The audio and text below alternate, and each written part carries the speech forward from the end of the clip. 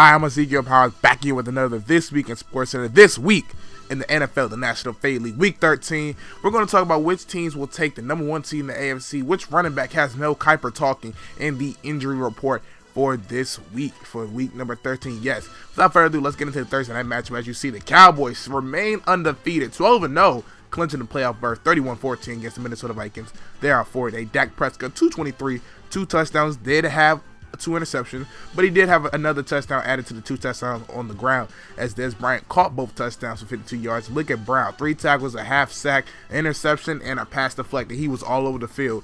Later on, let's get into the Lions versus the Saints right here. 3rd and goal. Look at Matthew Stafford looking out, looking to the left, and throws it to Marvin Jones in the back of the end zone, and that was a 24 touchdown of the year, and that's going to start a 6 touchdown performance. That was his 3rd touchdown of the game. 6 touchdown performance for Matt Stafford, 368 and 6 TDs. 3 of them going to Marvin Jones. Golden Tate with a $150 and 2 touchdowns as well. Matthew Stafford is looking like a very great MVP candidate. Drew Brees, though, 220, 2 TDs, but the Saints defense could not hold Matt Stafford. Moving on, we have a upset as the Los Angeles Rams defeat the New England Patriots 50-6. Case Keenum with 3 TDs. Todd Gurley with 3 touchdowns on the ground. Tavon Austin, a $112 and 2 touchdowns through the air. Tom Brady, uncharacteristic 6 interceptions. Is this the decline of Tom Brady? Maybe he'll retire at the end of the season. We'll see. Moving on, we have the Denver Broncos taking on the Jacksonville Jaguars in the AFC battle that could play a role for the wild card. As you see, the Broncos win 24-20. Joe Flacco, 2 TDs and 2 interceptions. You see Marcus Mariota, a touchdown, 4 INTs. Not a good thing. Virgil Green, 52 yards and the 2 touchdowns from Flacco. Moving on, we have the Green Bay Packers taking on the Houston Texans as the Packers finally get a win, looking like they may be going back to their old self. Aaron Rodgers, 157 and 3 touchdowns. Not much throwing the ball, but mostly a defensive game. Look at Anthony Barr finally having his name, finally being on the field. Looks like he's recovered from the injury with 9 tackles and an interception. Winnie Marcellus, though, on the other end, had about a couple tackles and a half a sack. Moving on, we have the Philadelphia Eagles getting back on a win streak against the Cincinnati Bengals, 16-10, as Carson Wentz 169 and a touchdown. You see Darrell Green back with 3 receptions, 80 yards and a touchdown.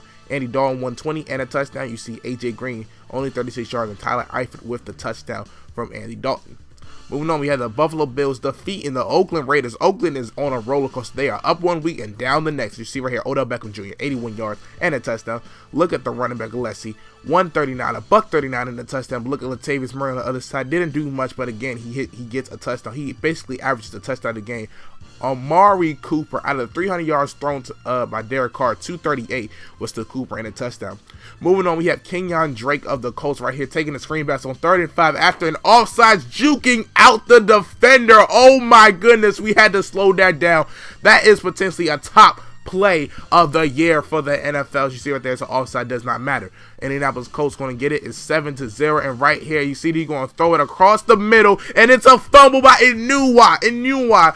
And there is Gaithers on the recovery. Now it's 14-7. Look at Kenyon Drake out here taking over for Frank Gore, needing some speed, and the Indianapolis Colts are going to run away with this as Kenyon Drake takes this 21-7, his first career rushing touchdown. It's still almost 2 minutes left in the 4th quarter. About to be 2-minute warning, and T.Y. Hilton burns Kyle Wilson, burns the Jets defense, as that is going to lead to a victory, 41-21. Andrew Luck, 321 and 4 TDs. T.Y. Hilton, as you saw, one of the touchdowns, 157 and 2 touchdowns.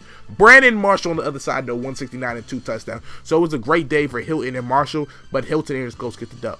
As you guys see, Keenan Allen's going to be out for basically the rest of the year with a foot fracture. They put him on IR.